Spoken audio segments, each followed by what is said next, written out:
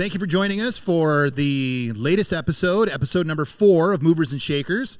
Today, we are on site for the first time at Blackburn Brew House. And joining me today is the sales manager for Blackburn, Chris. Chris, thank you for coming on the show. Thank you very much for having me. And we're going to dive right in and get right into the heart of it. You walked me through the back here with all the beer tanks. I have no idea how any of that works. Why don't we start with the process? Okay. Yeah, it's I kind of simplify it down to saying it's a weird bread tea. So you're mostly taking grain, getting sugars out, and turning those into alcohol. It's kind of the very simplified form of brewing. Okay. Yeah, so you can talk like for hours. I'm not a brewer by any means. I kind of absorb where I can, but for the most part, you're going through the brew house. You're taking grain we mill on site, and then depending on your recipe, you've got different specialty grains.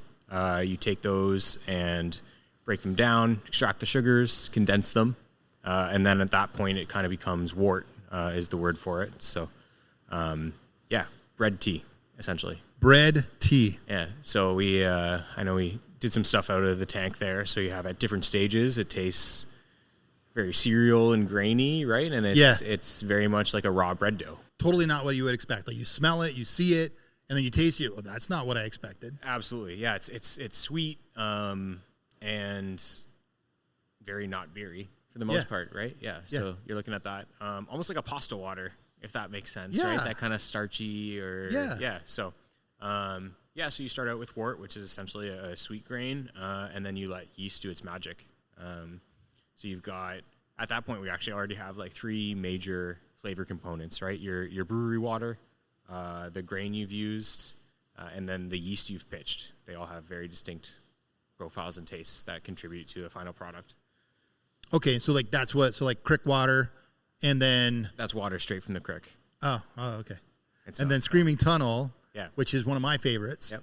I was at Empty Bellies in Welland, cool little restaurant in Welland. Great people. Fantastic people. And they had it there. I was blown away to see that, and I loved it. And I had that one with my burger, and it was like amazing. Yep. So what's your favorite? I vary. I'm very much like a one of everything, two of everything kind of guy. Oh, so. What a nice, straight political answer. No, 100%. No, it's totally true. I get in shit for drinking everyone else's stuff too, kind of thing. So, I very much like to try one of everything. Recently, we do a Mexican style lager. Okay. So that has a little bit of corn to it. So like a Corona. I've really been enjoying that. We did a Belgian blonde ale. That was one of my favorites. Mm-hmm. My favorite to date actually was a British brown ale. It's like a super old style of beer, not super trendy right now, but just kind of what I really like. It like suits my palate well. Right, personal preference. Yeah, absolutely. So one of the things I learned from you, and why I didn't really understand it before, but now I do, and now I watch for it, is so I have an issue with lactose, and so I have to be really careful with that. So I can't, and I've always noticed when I had like regular, generic, run-of-the-mills, mass production beers, it would make me feel like garbage, and I would have issues with it. Don't have any of those issues with yours. And then you woke me up to the fact that you don't have lactose in your beers. So it's, lactose has come back, especially with a lot of craft, as they're using it as a late addition too. It gives a lot of mouthfeel. So you're looking at essentially that mouth coating feeling of when you drink milk, or you probably don't drink milk. So nope. Yeah. It's been an addition. Coconut milk. Coconut milk, kind of the same thing. I'm an oat milk guy myself, actually. Yeah, for coffee, oat milk's great. Absolutely, yeah. But all natural ingredients. The 4 main components of beer are hops, water, yeast, and barley. Not in that order, sorry. But that was a huge thing, was especially regionally, Steam Whistle was really big in that, and they always toted that they had like these 4 ingredients in their beer. There was no other additives. Right. And it's transparency too. Up until recently, there actually wasn't a requirement to show your ingredients. Actually, I still don't think there's a requirement to show ingredients in beer, which is kind of crazy because it is a food. So, right. Yeah. Yeah. I mean, anything that you put into your body or consume, you'd think that there would be some legitimate formatting to how it's presented. It's definitely regulated, but not so much with ingredients for whatever reason. So alcohol is a huge thing. Volume has to be on it, and you have to lay claim to we made this here kind of thing. But yeah, ingredients were never a thing. Now a lot of, especially craft, right, are hey, we're doing good stuff. It's fresh, it's clean, it's as natural as possible. So you obviously disclose that. But yeah, well, for myself, I find like everybody that I know, so everybody on my hockey team, we all love the product that we have here. We all stop in, we buy it, we take it home. It's really not a big deal comparatively. It actually saves us time compared to going to some of the, like the little LCBO or anything like that in comparison because of the amount of traffic that they get. Even though you guys do have products in there, I find for myself, like you pass by this place probably at least once or twice a week. You're right off the highway, so it's like super easy. But then you can also find in so many different areas. So like, what are some of like your partners in the area that people can find your products at? We've just recently kind of like pushed out and said, okay, we're going to form like these awesome partnerships. So doing sales, I try to make, again, partnerships, relationships, try to grow that. I don't want to just be a vendor to a lot of people. Right. That comes down to man hours and whatever, right? So you try to get as much face time and work together as much as possible. Early on, we've had like really good relationships with Tide and Vine. Actually, Empty Bellies reached out pretty early to us as well. We also do some good business with like the Garrison House out in Niagara on the Lake. Yeah, they're awesome. They're fantastic. Yeah. And we're looking to be in places that are impactful too, right? Like as a product, you can sell a beer anywhere. Yeah. Number one, again, let's work with the people who want to work with us. And then number two, try to be influential, right? Yep. Yeah. Well, the goal in business is not to do business with everybody. And that's a common misconception, right? Is everybody's like, oh, we just want to do business with everybody. No, you want to do business with people who believe the same things that you believe. Absolutely. Because then it makes it fun. It makes it worthwhile. It doesn't feel so much like work. It's also identity too, right? Like you align yourself with like-minded people, right? Yeah. So you try to think the same way, you try to do business the same way, right? And take care of each other, right? So exactly. That's why we're here now. Yeah. That's exactly why we're here now. Yeah. Going back to the beer. And the production style. Yeah. So like we're back there and I'm walking through and I see, all these different clipboards are hanging on each one. And on each clipboard, there's a bunch of stuff written. There's like 3 different rows and they all mean something different and they're all at different levels. Like some of them have like a lot of writing. Some of them have like no writing. Yeah. So like, what is that? Just record keeping. Helps us identify where batches are at, right? Those would be readings that we'd take at intervals, like depending on where a beer is at in its life cycle, needs a little bit more or less attention. Life cycle is in like the production cycle, like so how long it takes. Is it new? Is it medium? Is it old? Is it ready? Is it not ready? Yeah, for the most part. So you have something super young, goes straight into tank, and then it starts to ferment, right? So that fermentation is where you're turning sugar into alcohol. After that, it's called a crash. So you're going to drop your temperature, and then you begin the aging process. And aging in a tank is a lot different than like aging in a can, right? So if something goes into a can, it starts to get old, but aging in a tank actually kind of develops your flavors, right? So it's another part of the recipe, for sure. Interesting. Yeah. So we're measuring production date. You're also going to have a measure of gravity, which is sugar, residual sugar in the product, the wort. And then obviously product is on there, and then temperature we log as well. So that logs your crash, and it kind of shows you when, okay, yeah, we started aging on this date. And they're different for like everyone. Yeah, for the most part. You have things that are very similar products, so maybe they follow a similar template. But again, depends how fast that sugar's going out and how happy your yeast is, and yeah. So we want happy yeast. Always happy yeast. Happy yeast. So that's the beer. So now we're going to transition to one of my favorite products you guys have, and it's the seltzers, because you walked me through the difference between your seltzer and a lot of the other ones in the market, and I was like, come on, I didn't believe it. So I tested it at home on my own. I plugged my nose, and I checked, and I was blown away at the difference. So the raspberry sumac is kind like of our flagship. Yeah, is like the really, really popular product. I haven't met somebody who's had it that didn't like it. So explain why that product is different, because it's like, what? It's like a trade secret. Yeah. So for a lot of things, a lot of main corporate brands, or even just like flavored waters, right? This whole zero sugar craze that kind of went out. People started buying bubbly, aha, whatever it ends up being. You're not actually tasting any of those flavors. They're all just a smell. So it's a natural flavoring, they call them, which is essentially an extract. So you've extracted the aroma, and 80% of your taste is smell. So you're tricking yourself into thinking there's something there. Right. Yeah. So which I was like, come on.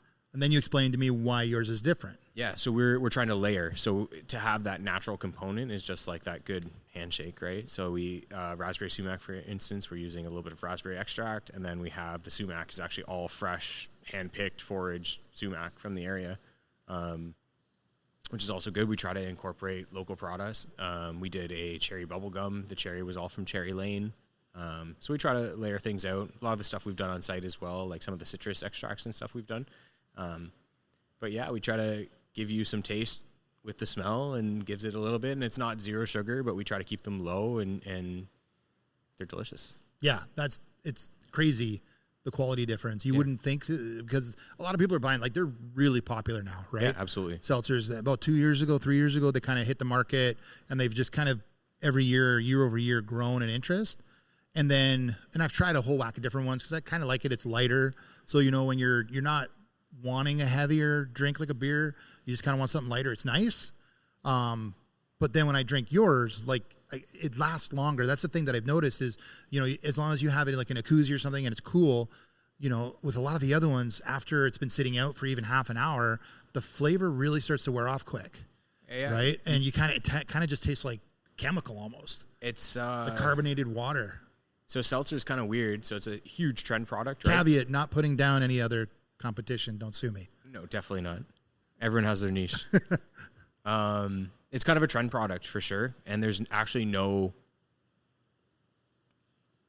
description for a seltzer. Like, it's this super ambiguous term, right? So you have people doing seltzers out of wine, and there's some that are made with vodka, and there's some that are made with malt, like they're brewed, and there's gin. Yeah, like whatever. It's kind of become like alcoholic carbonated beverage, but not beer. Yeah. It's kind of the only variation. Yeah, like that's the only there's kind like of thing 11,000 flavors. Yeah. Beer's beer to most people. Yep. So yeah, there's a lot of people out there that no matter what kind of beer they have, it's beer. Yeah. No, absolutely. So having all those different flavors, colors of the rainbow, for some people, it's exciting. Absolutely. Yeah. It's choice, right? Everyone wants choice. You want to be validated that this is what I like and it's the best. So to validate what I'm drinking right now, you told me this was maple. What'd you call it? It's a maple whiskey cider, actually. A maple whiskey cider. Yeah, so that actually I didn't believe you that it would taste like maple. And it does, a lot. I can verify it. There was a ton of maple syrup dumped into that. Yeah, like it's obvious, and it's fantastic. It's super tasty. That's a small batch, so there's actually been so much draw for that, that it's something that... so it's actually a product from Niagara Cider Company. Sorry. So we work very, very closely with them. We have them in-house. We do some retail for them. We work with Matt, one of the owners, all the time. He's an amazing guy. Love him to death. He helps me so much. So it's one of their products, but it's been so successful that he's looking at doing extra batches, and he might be trying to do some other sales outlets for it. So it's fantastic. It's a great product. Yeah. So you have the beer in-house, you have the seltzer in-house. Is there anything else you guys do in-house? So we're looking to just keep growing, right? I think the philosophy, especially for on-site, which hasn't really taken hold yet, unfortunately. But for that, we're looking at only providing things that we do in-house, which would be awesome. So maybe one day we have a distilling license and we start doing that kind of thing. That's kind of been the vision. Cool. Yeah, absolutely. So we're looking at maybe doing some house wines, that kind of stuff. That was one of the big things why we're Blackburn Brew House and not Blackburn Brewery. Right? Yeah. So it's the house that brews, but what is the brew? Right. Yeah. So it leaves it, again, ambiguous, so it leaves it a little bit open. Yeah. So you can not be... It doesn't shoehorn you into a corner and we just make beer and whatever. Yeah. So a little bit of genius foresight from some of our owners there. Yeah. That's awesome. So now we're going to get into some of the business stuff real quick. So when did the business open originally? We opened in stages. So I kind of started February, March of 2019. The one that sucked, 2020. 2020. Yeah. The first year that we right before the pandemic. Yeah, 2020. Yeah. Right when everything's hit the wall in March. Yes. So it was like 4 walls. I know that because I got married February 1st. Oh, nice. And we were on our honeymoon in the Canary Islands, and all the hotels were hitting outbreaks and shutting down, and we were scared like you couldn't believe. We didn't know we were going to make it back. Well, it was insane. And not to minimize, it was serious back then, right? Oh, yeah. Like what is this and what's going on? And nobody knew. And the hotel next to us, like they locked down the hotel for a month. Everybody that was there had to stay there. Yeah, we were so scared we were going to get stranded. It's something that we've never seen before, right? Like the last pandemic like that was like 100 years ago. Yeah. Yeah. So we're not used to it anymore. No, it's been crazy. Yeah. So that's why it's hard to, it's almost like one of those things where it's difficult to nail down exactly like how things started and that, because you guys opened basically during the pandemic. And we were doing production. Yeah. Way before we were inviting people in. Like we had online sales, but we didn't have a retail outlet or a tap room. So because you couldn't. Yeah. It was nobody could come in. Yeah. Yeah. So actually we were essential. Oh, right. Yeah, we got a little bit lucky with that. So essential. It was June 18th of that year, I think. We had our first like actual soft sale. Launch. Yeah. No, we had our first like online sale. Okay. Yeah, mostly friends and family for that first little bit. Right. Okay. And then I think it was August we started having people in, and that was still 50% capacity and patio only. And we were lucky we have a great patio. So yeah, the patio here is fantastic. I mean, even the floor. So down there you have like just a gathering area with a bunch of tables, like standard bar restaurant kind of setup. Yep. But a lot cooler. We're just trying to be the wood, the metal, the concrete. Like it's a really cool vibe. It's got a industrial, modern kind of thing going on, which I love. Yeah, for sure. It's awesome. Try to be inviting, right? Try to be accessible and inviting. I think has always been some of our big not mission statement, but like our ideals. Right? Yeah. So yeah, it's how you want to appeal to people, right? It's kind of how you put your branding out there, how you want to be. It kind of all fits together. It's all part of the puzzle. Yeah, absolutely. And